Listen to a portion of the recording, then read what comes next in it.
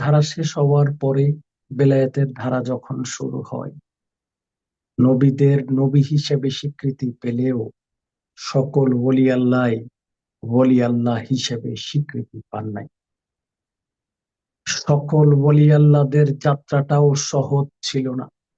যে সময় যে ওলি আল্লাহ এসেছেন, তৎকালীন মানুষ তৎকালীন যুগের জ্ঞান গরিমা দিয়েই ওই ওলি আল্লাহকে বিচার করার চেষ্টা করেছেন। যেহেতু ওলি আল্লাহ বা তার অলিত্ব কোনো স্কুল, কলেজ, মাদ্রাসা, কোনো বিদ্যালয় থেকে অর্জন করা যায় না, সেহেতু এইটার স্কুল কলেজের শিক্ষার্থী, মাদ্রাসার শিক্ষার্থীরা এইটার মান বুঝতে পারবে না।